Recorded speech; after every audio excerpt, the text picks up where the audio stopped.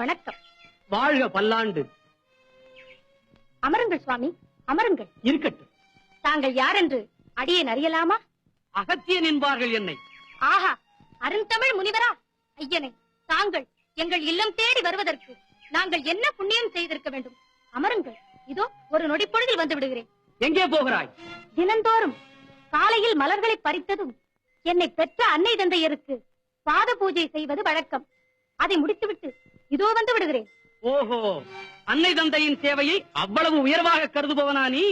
ஆம் சுவாமி, என்னை பெற்ற அன்னையும் தந்தையும் ஆசிரமத்தின் உள்ளே இருக்கிறார்கள். என் தாய்க்கு கண் பார்வை இல்லை, தந்தைக்கு ஒரு கால் இல்லை. அவர்களுக்கு பணிவிடை செய்ய அடியேன் ஒருவன் தான் இருக்கிறேன். அதனால் அதை முடித்துவிட்டு இதோ வந்து விடுகிறேன். நீ ஆசான் ஸ்தானத்தில் வந்திருக்கும் என்னை விட உனக்கு அன்னை தந்தையர்கள் பெரிதாக போய்விட்டார்களா? ஐயனே, மாதா பிதா பிறகுதானே குரு தெய்வம் என்று உங்களை போன்ற மகான்களே சொல்லி இருக்கிறார்கள். வந்தவனை உபசரிப்பதை விடுத்து உனக்கு சொந்த காரியம் முக்கியமாக போய்விட்டதா? என்னை இந்த உலகிற்கு தந்தவரே தாய் தந்தையர் தானே. அந்த உலகத்தையும் ஆட்டி படைப்பவர்கள் என் போன்ற ஞானியர்கள் தானே. அந்த ஞானியர்களையும் பெற்றவர்கள் ஒரு தாய் தந்தையர் தானே. எனக்கே உபதேசம் செய்கிறாயா நீ? ஆத்திரப்படாதீர்கள் சுவாமி, இதோ அரை நொடியில் வந்து விடுகிறேன்.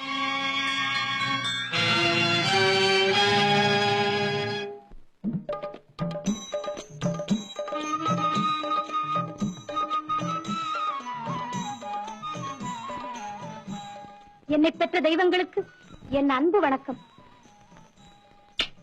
செல்வா, பார்க்கவும் நடக்கவும் சத்தியற்ற எங்களுக்கு எல்லாமாக இருந்து உற்று தொண்டு செய்யும் உனக்கு எல்லா நலன்களும் உண்டாகட்டும்.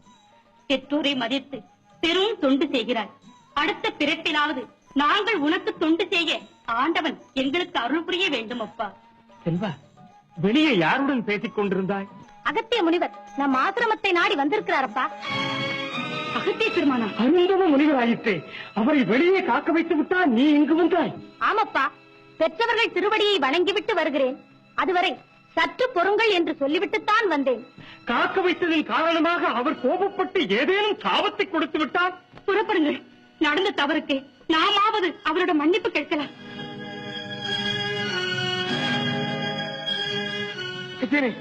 திருவிள்ளைத்தனமாக எங்கள் செல்வன் செய்த தவறை மன்னித்து விடுங்கள். தங்களை வெளியே காக்க வைத்துவிட்டு எங்களை பெரிதாக நினைத்த பிழையை நீங்கள் பெருமனது வைத்து பொறுத்தருளுங்கள். ஆம் சுவாமி, ஊனமுற்ற எங்களை பாதுகாக்க இவன் ஒரே பிள்ளைதான் இருக்கிறான். கண்ணில்லாத எனக்கு கண்ணாக, காலில்லாத என் கணவருக்கு ஊன்றுகோலாக விளங்கும் எங்கள் செல்வன் மீது தங்களின் கடும் கோபத்தை காட்டி விடாதீர்கள். செல்வன் செய்த தவறுக்காக தண்டனை எதுவானாலும் எங்களுக்கு கொடுங்கள். நாங்கள் அதை மகிழ்ச்சியோடு ஏற்றுக்கொள்ளுகிறோம். இவன் அறியாத பிள்ளை, இதனை மன்னித்து விடுங்கள். உங்கள் செல்வன் அறியாத பிள்ளையே அல்ல. இந்த அதிபால்யத்திலேயே அன்னை தந்தையருக்கு தொண்டு செய்யும் தத்துவத்தை உணர்ந்த இவன் ஆண்டவனுக்கு சமமானவன். காக்க வைத்ததற்காக நான் கோபப்படவில்லை. உங்களுக்கு தொண்டு செய்வதை என்னை பார்க்க வைத்ததற்காக நான் ஆனந்த கண்ணீர் வடித்துக் கொண்டிருந்தேன். அது மட்டுமல்ல, ஈசன் கட்டளைப்படி தொண்டு செய்ய தென்பகுதிக்கு சென்று கொண்டிருந்தேன். செல்லும் வழியில் இந்த செல்வன் அன்னை தந்தையருக்கு சேவை செய்வதில் சிறந்தவன் என்ற செய்தியை கேள்விப்பட்டேன். வந்து பார்த்ததில் இவன் தொண்டு பெருந்தொண்டாகி என் தொண்டு சிறு தொண்டாகிவிட்டது.